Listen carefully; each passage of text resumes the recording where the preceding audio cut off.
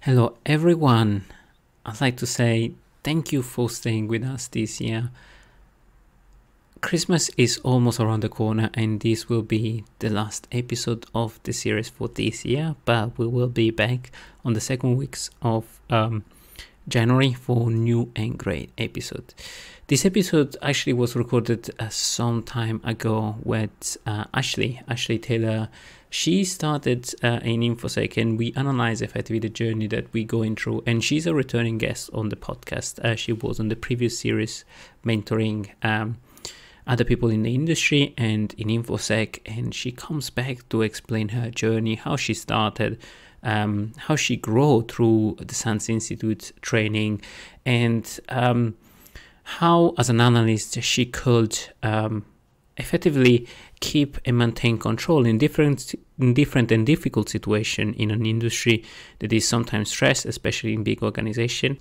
And we discussed with Ashley how she overcome effectively challenges dealing with colleague and big crisis situation, and how to keep calm.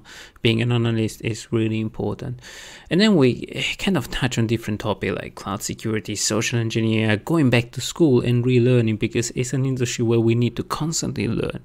But I really hope that you enjoy and help me giving another warm welcome to Ashley, that is doing so much for the community and is always out there with a positive message on Twitter or sharing her journey. And please welcome Ashley Taylor on the show. I hope you enjoy, stay safe, and have a lovely Christmas. And be careful when you travel, especially during this COVID season. Stay home if you can, and take care of your close one. This is Francesco, and I wish you to stay safe during COVID and to enjoy 2021 preview. Enjoy. Welcome to the Cybersecurity and Cloud Podcast, where we hear the stories of information security professionals. This podcast explores different angles, out-of-the-box ideas, and the human element of cybersecurity. If you enjoyed today's episode, please consider leaving us a review on Apple Podcast and supporting us at www.patreon.com/CSCP so we can continue to bring on amazing guests. You can watch videos of the interviews at www.cybercloudpodcast.com. Hello, everyone, and welcome back to the Cybersecurity and Cloud Podcast. This is your host, Francesco, and today we have the absolute pleasure and honor to see a returning guest, from guest to actually guest of the first episode, Ashley Taylor, an analyst, level 3 or a third level analyst. You slayed the dragon and now you're a third level.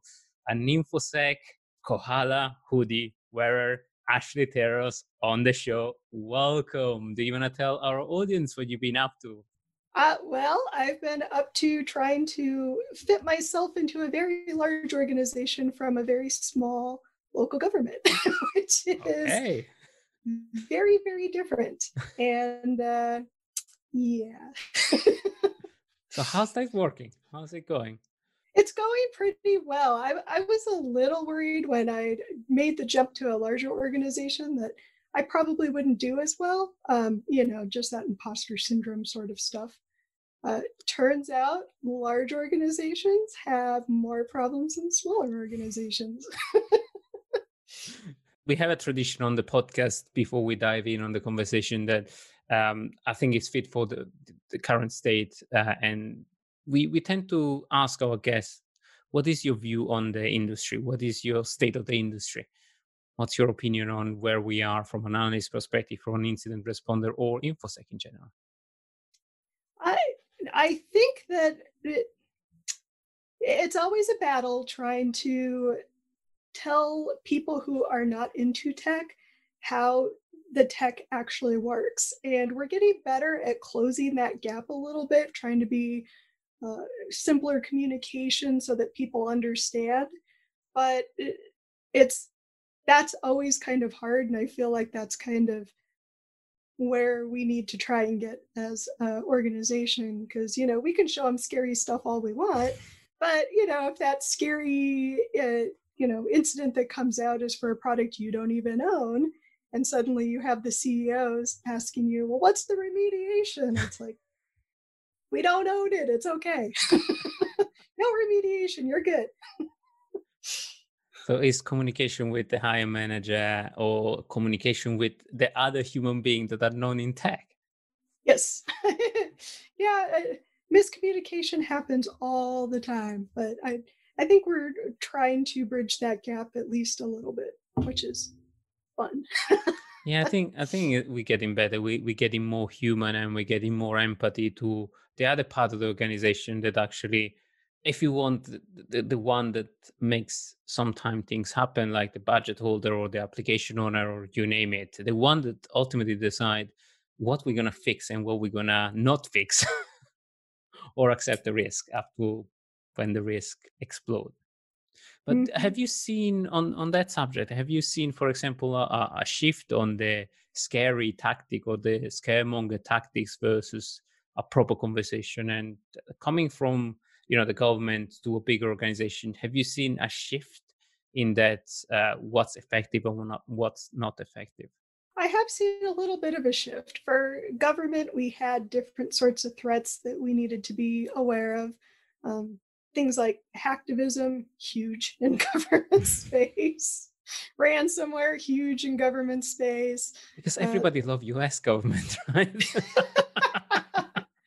well, it's so complicated. It's like my last city was targeted for hacktivism for an oil pipeline that isn't even within like 800 miles of us. But one of our politicians said that he was pro that, and suddenly we get lumped in with all that other stuff. So it's kind of that was fun. And then I've made a switch now to retail. So everything is around payment card industry. Mm, The risk is around payment card industry and trying to make sure that we're compliant and trying to make sure that those sorts of attacks, ransomware isn't quite as, I mean, ransomware is always going to be around, but I think business email compromise is a little bit scarier to us. got it. So for a complete shift in the threat landscape, a reset button, if you want, on the malicious actors.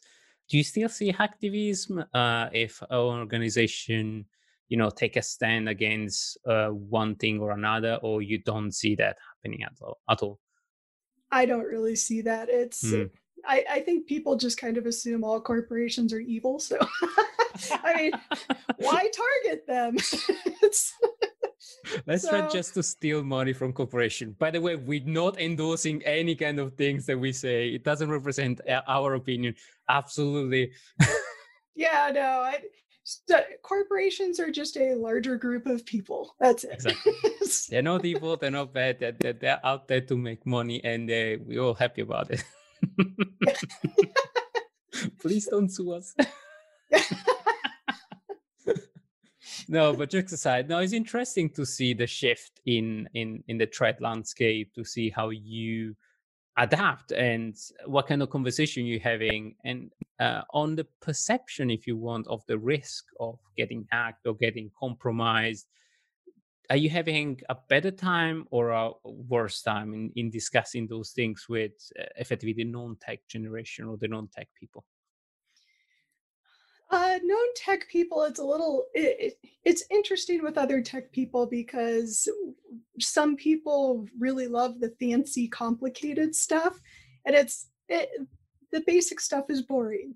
Yeah. We get it. We all get it. But it's the basic stuff that's getting looked over and missed. So I think putting out these weird conversations about, oh, if you use a sound wave technology focused on a microphone and an Amazon dot, you can control that Amazon dot. And that's scary because people could be outside your window controlling your Amazon dot. And it's like, are anybody actually going to do that? Like outside of education and academics, that's cool. That's really cool that you could figure out that that's what it does. But, I'm not super concerned that there's nation state actors sitting outside of CEOs' houses who happen to own Amazon Echo devices and sitting there trying to, Latest tech. but now that same CEO will click on a phishing email almost every time. So it's So the perception is distorted. That's interesting that the perception is distorted. And you see more than people trying to figure out the super complicated 0-day attack, and they're super concerned about that. Instead of, well, we need to patch that server that is like 10 years old and it's still running Apache on a web front end. With default credentials, yes. I think we all be in there and say, why don't you do that? But there is that crazy 0-day that is coming. Nobody's gonna spend that money on our organization unless they really want to target us. Right. And, sometimes I don't think people understand how complicated it is. Even at my last organization where we had, I don't know, 3,000 endpoints, that's hard to keep track of when you're a small organization. And then you move to a larger organization where we have like tens of thousands of endpoints. And still a small team. It's really hard to try and get that to scale at all. Yeah. That's unfortunately because we don't, as industry, we don't scale together with the organization. We tend to remain a group, and we have this. I don't know. I saw it with DevSecOps that we have that advantage to effectively cross pollinate other team because we are completely slammed. Mhm. And have you seen that the same thing in your perspective from an incident response? So a mix between teams going a little bit more into the blue side and getting to know better incident response rather than just building stuff, building. Yeah, it really depends on where your organization's at in the maturity process. It kind of starts off with security being focused on incident response. Hmm. And eventually, once you mature, you start roping in other teams like legal, and because that's just as important as being able to fix the tech stuff. You need to be able to control that message. And if you don't have dedicated people to helping you control that message, it's going to spiral all out of control. Gotcha. So it depends on the maturity. Our organization is large enough where, if we have a large scale incident, we've got people from all sorts of different departments. So I kind of lead that, and part of my job is trying to explain in simple terms to all these other departments what is going on, and then flip gears and try and explain to our team that's actually doing the technical stuff, where we need to go and get kind Hmm. of in the weeds. So it's yeah, if you got great soft skills and technical skills, those sorts of dual roles, that's great. That's where you move in organizations. That's fantastic. And I think that soft skill is what, unfortunately, for the nature of our job, gets always a little bit overlooked because communication, even though communication is key, as you say, it's 90% of, well, maybe not 90, but a good percentage of attacks are through phishing. And phishing is all about communication. Mm-hmm. And the whole OSINT stream and the whole social engineering stream of work is all about communication and convincing other human that, trust me, I'm a good guy because I use the right phrase or the right term or I know the right group of people, right? Exactly. It's the social engineering attacks are getting so advanced. That's kind of a area where I do see a little bit of growth, and it changes. Mm, You don't have people just out there throwing generic messages anymore. They learn about your industry for months and send out very convincing things. Anything that ends up in the paper, any sort of collaboration, you sign a big contract with another company, that company loves to say, hey, I've got this big contract with this person. So then you'll start seeing those phishing emails come in branded with that company that you just signed a contract with. It's no longer it's getting very difficult to tell the phishing versus. phishing emails from a legitimate one.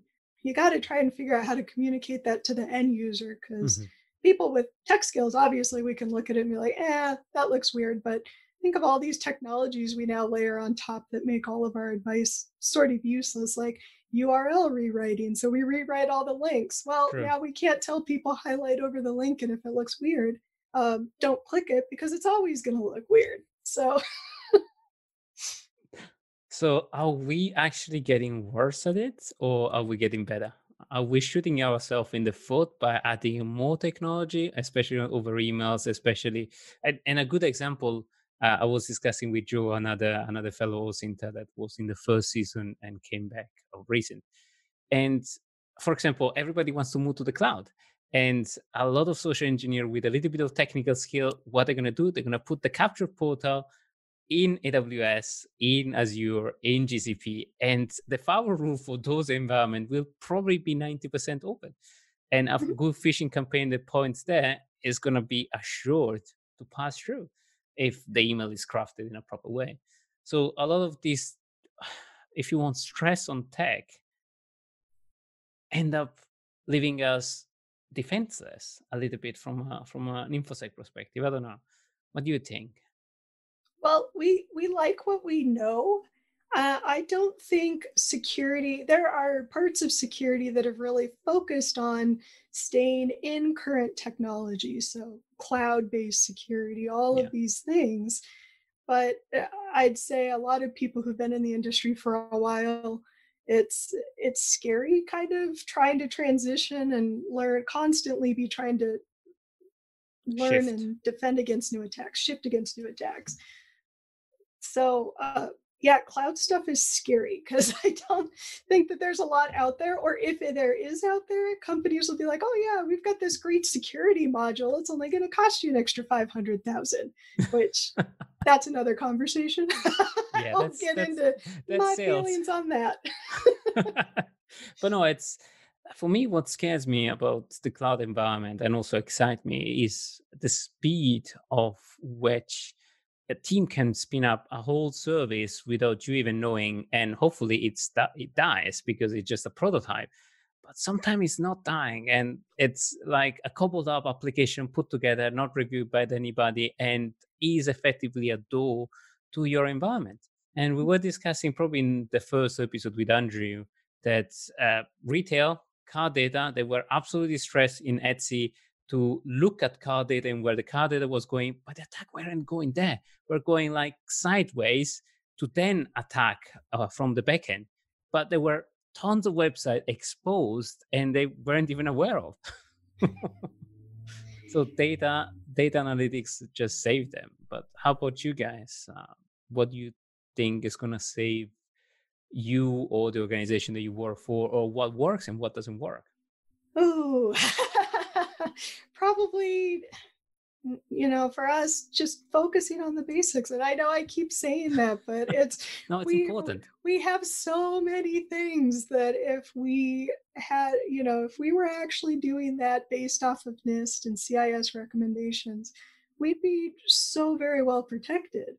But that stuff is easy to overlook because a lot of the time organizations think of security as second. I mean, our department was only set up a few years ago.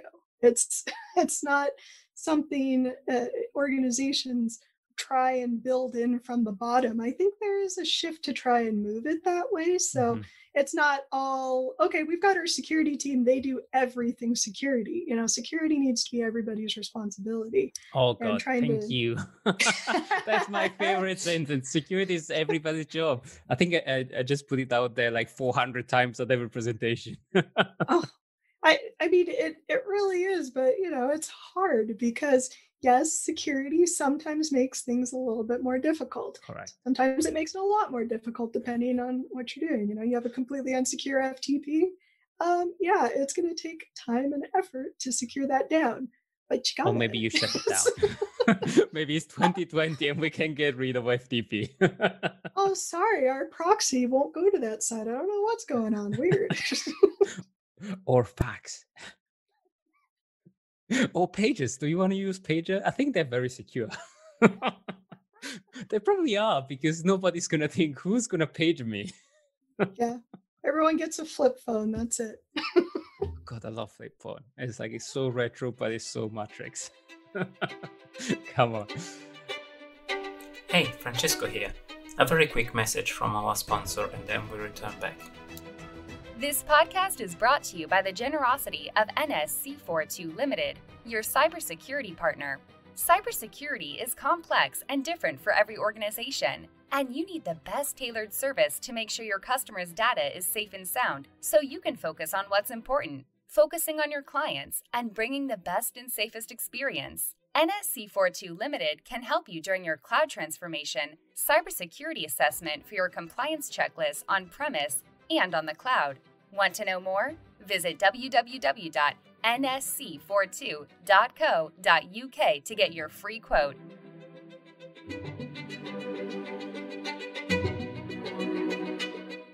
But back on your effectively, let's go back on your origin. So, how did you get involved in the security analyst work, in the incident response, and what really helped you grow in your career in that field? So at my last job, again, we didn't have any security people, and we had a worker that there's a lot behind that story. I've said it before on Twitter. I'm not going to go into it. Mhm. But because of his actions, I started focusing more on security. And then I kind of part-time took over security for the city You became until security.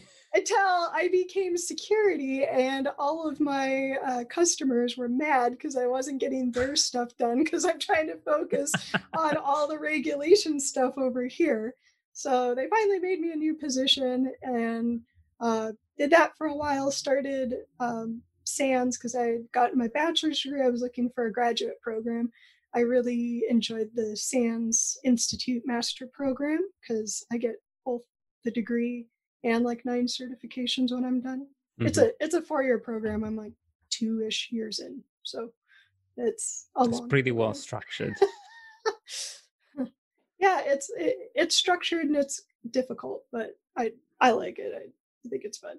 But we don't want ISO certification. I mean, otherwise everybody's gonna ask like, have you done like which one is the golden one, the higher one from SANS, the GI GSE, GSE? GSE. Yeah, I was gonna start asking that for graduates. I know. Oh my God. I saw a position the other day where it said something like, the GSEC, the Security Plus, or GSE preferred. And I'm like, those aren't the same at all. It's like, asking for a bachelor degree or a doctorate. It's, It's the same, right? They it all was start with G. just How different can they be? Oh, I have to take the GSE as part of my capstone for this school. I'm so nervous about it. Like I'm a sure. 2-day test, on-site test. It sounds complicated. Yeah. But it is the certification you go through and you're most proud of. I've been through few of the trial by fire, so I know exactly. I can relate totally. Not on Sounds, not the Sounds one, but I've been through some trial one. Yeah.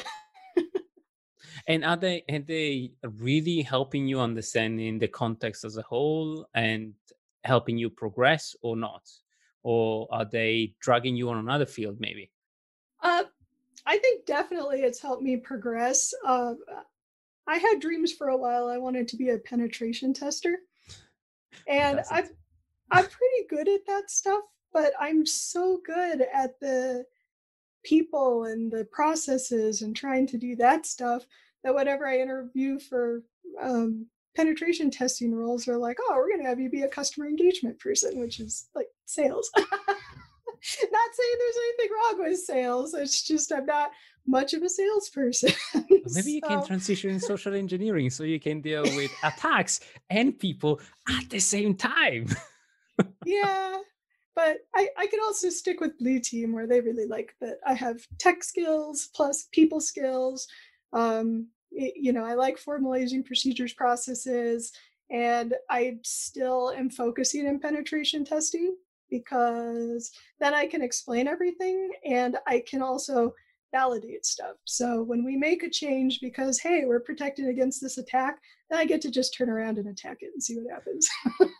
No, and I think you made a super valid point that we discussed previously with Philip. Wow, that is so important, even for a red teamer and for people that attack organization, to transition also on the blue team and the other way around, so that you know how to defend and you know how to attack or to effectively hide your trace.